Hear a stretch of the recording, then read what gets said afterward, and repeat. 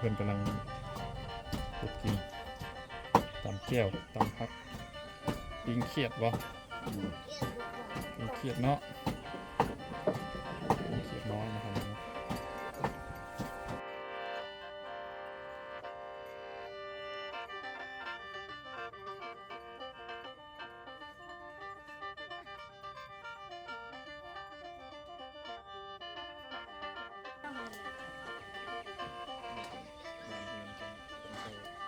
ตัวนี้เนาะ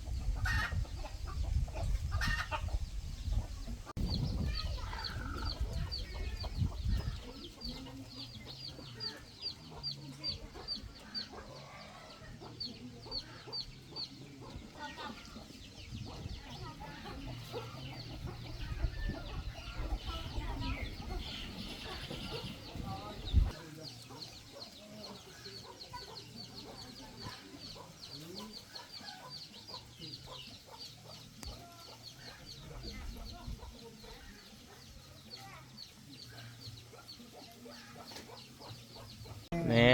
เรียบร้อยสีเข้าก็ได้สบายเดี๋ยวนี้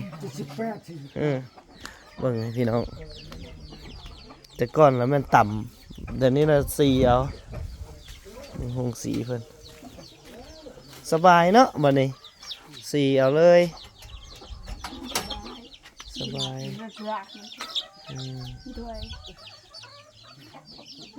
โอ้ห้ำมันออกบนไหนขี้เก็บมันอย่างมันออกบนไหนเครื่องสีข้าวตัวนี้บอกเก็บมันบอก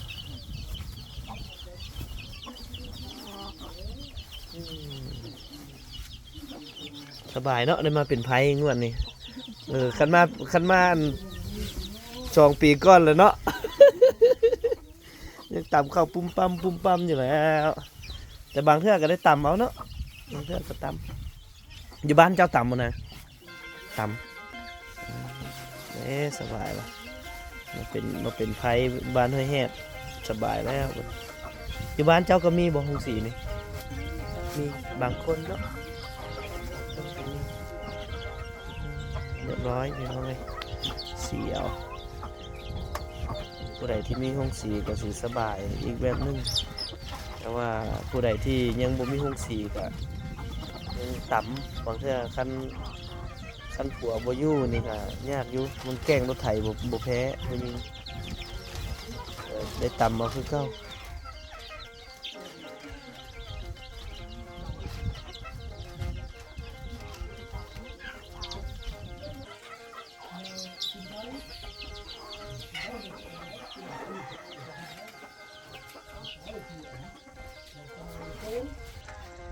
จริงมันก็บ่ได้ง่ายเนาะการที่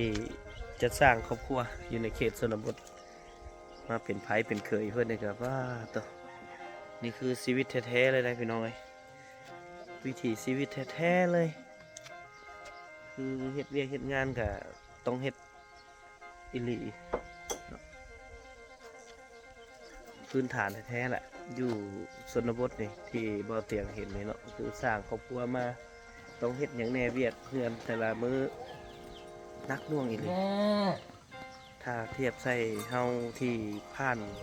จุดดังกล่าวนี้มาแล้วก็นักหนาหลาย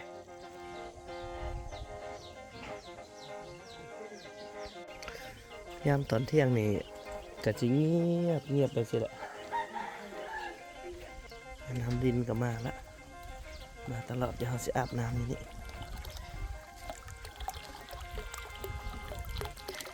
เต็มแล้วเนาะเต็มมันก็สิอัดไว้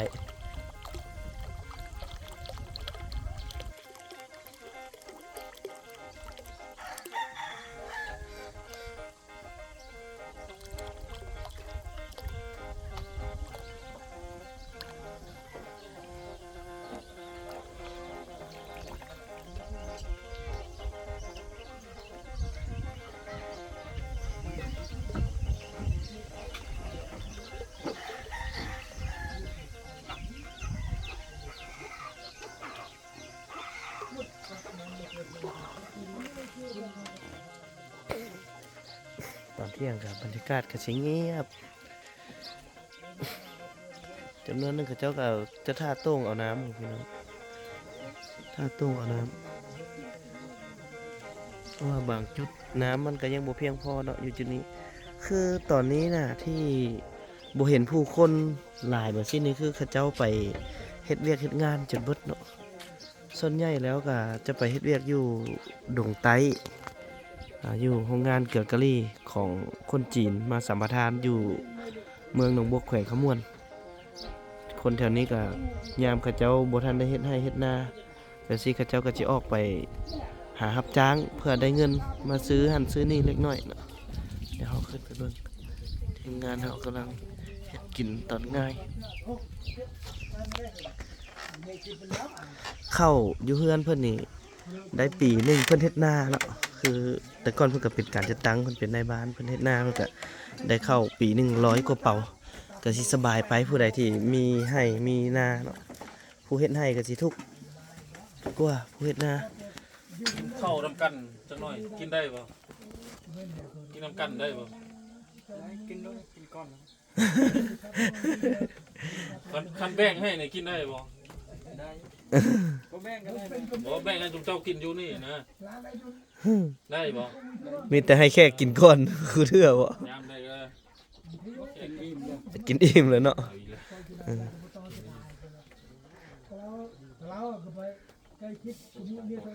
แต่งแล้วล่ะเอามาเลยบ่เมียนี่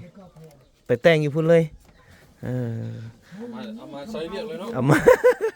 จักร้านข้าวดองเพิ่นลืมแล้วบ่นางจักร้านข้าวดองเจ้าแม่ว่าเท่าไหร่เอาควายตัวนึงบ่ล่ะบ่มีควายว่ะงัวบ่กินงัวเขาเจ้าว่าข้าวดองอยู่พุ่นบ่แพงปานใดนะเขาเจ้าว่าได้ยินอยู่ไอ้ก็บ่ทันได้ไปจักเทื่อบ้านเจ้าฮะอยากไปอยู่ทางบ่ยากเนาะยากอยู่ยากเลยเนาะเอาเฮ็ดได้จังกันไปเจอลาวซะทางยากปานฮะเรามาลิ้นเฮือนเอ้ยลาวอยู่พี่พี่น้องอยู่นี่อ๋อมีพี่น้องอยู่นี่สมพอแล้วเนาะโอ้มาบ้านเฮาเท่าเดียวจัดเลยเป็นบ่คุบเอาเลยโอ้เก่งผู้สาวมาบ้านบอกให้รอดนะเพิ่นไปล้มเจ้าอยู่เฮือนพุ่นบ่ล่ะไปล้มอยู่เฮือนไอ้น้องเจ้าพุ่นล้มได้ไดจังเอาเราละตัวเจ้าเพิ่นบ่เห็นบ่บ่ตัวได้จังได๋ผู้สาวทางนั้นฮะบ่ฮู้ตัวเลยข่อยมักเจ้าเด้อบ่นั่นบ่บอกพ่อไปเลยบอกพ่อไปเอาเลยเนาะพ่อเขาเป็นในบ้านได้ป่ะพ่อเขาเป็นในบ้านได้ป่ะต้องเอาได้กำลัง แต่งกินแกงไข่บ่เฮ้ยนี่อืมธรรมดา มีแห้งหลายแล้วมันบ่ไหวแล้ว แกงน้ำเนาะตอกนี้นี่น่าจะเอาไว้มัดหัวแมันบ่ ต้องมัดใจ ตอกมัดใจเอาไว้มัดหัวจังน้อยกับข้าเจ้าก็สิเริ่มเฮ็ดหัวตะกร้าแล้วเนาะเวียกข้าเจ้าเนาะเฮ็ดหน้าก็สิสบายไปแน่นึงกันจูเฮ็ดให้นี่ติถูกแต่อ๋อแข็งหลายโอ้ธรรมดาย ามใดก็แค่กินก้นเพิ่น แขกกินก่อน ของเงินบ่กินจะเชื่อเนาะ เบิ่งเฮือนครัวเพิ่นนี่โอ้คักกันได้พี่น้องมีครบทุกอย่างเลยอยู่นี่นับแต่แนวพัดเนาะเฮ้ยอันนี้แนวมักทั่วนี่ เดี๋ยวพันเขาปลูก แนวมักทั่วมีอย่างกระเจ้าก็จะเอามายางควันไฟไว้เบิ่งตอกที่เพิ่นจักไว้นี่พี่น้องอยู่เทิงหิ้งข้าวป้ออันนี้นี่มอดนี่แหละบ่มีซิดเลยแหละเนาะนี่เนาะเอายางไฟไว้นี่เขาเจ้าก็เอาไว้ไซส์แบบยามที่ตัวอื่นมันขาดเนาะตัวไซส์ประจำขาดเราจะเอาตัวนี้ไปมันบ่ญาติพ่อกับแม่อะไรมานอนพี่บ่แม่บ่ แม่เรานอนเมื่อคืน ถ้าเฮามายึดพื้นที่เนาะ สองของเมียก็เต้าเลยนอนในห้องครับ อืม ชี้มาแล้วนู่น หึ ชี้มาแล้ว ชิม ชี้มาแล้ว ฟาดแล้วนะชิมแล้ว เพ นะ ราะว่า ปากตายอยู่นี่ คนเจ็บกระเพาะมันบ่มีเผ็ดมีเค็มเลย อันนี้ก็คือกันละปากนี่ มู ปา แต่ ก ว่า จางอยู่นี่ มูแต่ว่ากินกันตาย โอ้ได้บรรยากาศดีเลยเฮือนครัวนี่อยู่เฮือนแถวเฮานี่ยากเลยได้จะได้เห็นเฮือนครัวแบบสินะมีขี้เตาไฟมีดังฟืนแบบสิยากแล้ว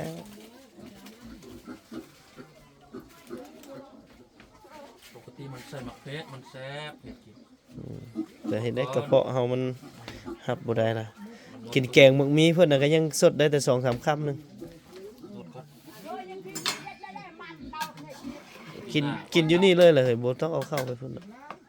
กินอยู่นี่แล้ววะบ่เอาเข้าไปในดอก ไปจัง กินอยู่นี่แล้วนะสบาย สิบอกว่าเฮาลี คาลัมบ่ เพิ่นสิบอกว่าเฮาลีกินบ่ คาลัมอีกบ่อยู่พี่กะ เห็นว่าโอ้ลีกินแท้ เฮาก็แบ่งเอาแบ่งไว้ หลายปานนี้ จักหน่วยตัวนี้10บ่ เบิดกระทุกเลย เบิดก็ ยันมันเน่าเนาะสบายเพิ่นนี่บ่ปากบ่เน่งบ่ติงผัวเว้าในใดก็ธรรมดาเซ้ยเจ้าคือได้เมียดีแท้เมียบ่ปาก ตักจบเมียเพิ่นนี่ฮอดยามกินข้าวผัวบอกให้แต่งข้าวมากินมาปีกายนี่ก็เพิ่นก็ตำข้าวเอาไก่เอาหยังเข้าลกโอ้ยคักแฮง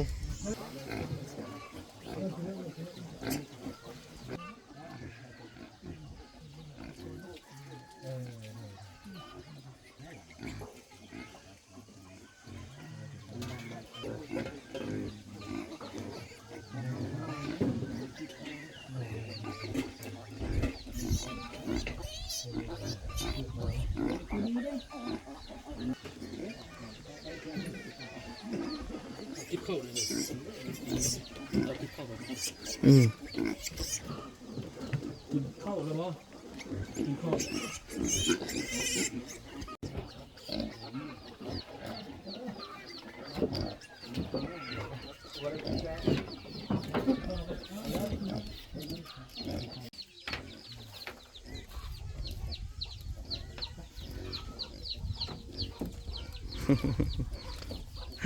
ยามใดก็ได้หิวแต่ทิปเข้าไปให้แขกซะบ่ บอกเพื่อนไหมว่าจงไว้ให้เพื่อนอยู่ในหม้อ บอกนั่นแหละว่าเป็นภาษาบรูบ่ บอกหูจักบอกดูไฟเราก็ได้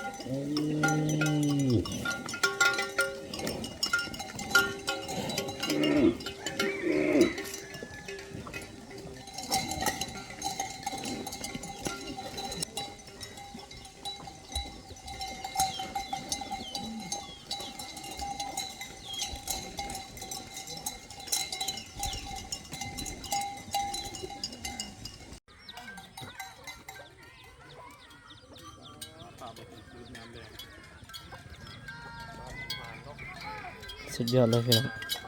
กับบรรยากาศยามแรงเนาะฝูงงัวฝูงควายกำลังกลับแหล่งแสงตะเวนกะเพิ่นว่าแสงตะเวนแดงงัวควายกลับแหล่ง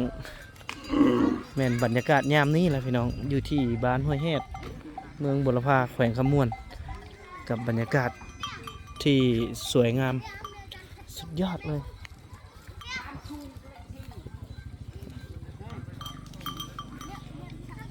ตอนแรงๆเพิ่นก็มานั่งเล่นตอนเช้าๆก็ตำข้าวเนาะตอนแรงก็พักผ่อนน้ำดินนี่ยังมาอยู่บ่น้ำดินนี่ยังมาอยู่วะขาดแล้วเนาะบัดนี้ไปเอาน้ำอยู่ไสบัดนี้ห้วยท่า ว้ามือใดเพิ่นสิมาบัดนี้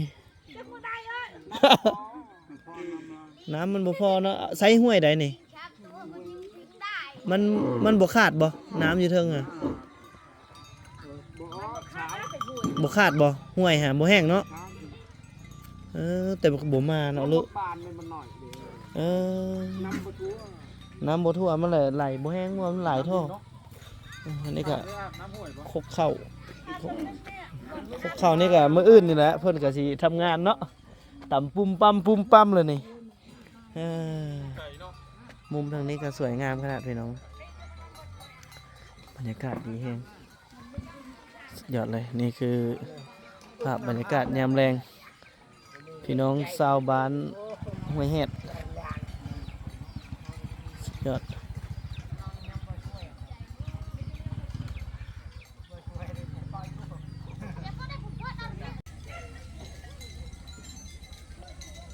ถ่ายรูปไว้ก่อน5 ปี 10 ปีเท่าหน้าเลยยักษ์บ่มีแม่เพิ่นเอาไก่เข้านวลโอ้เอาลงแต่คนหลายกัน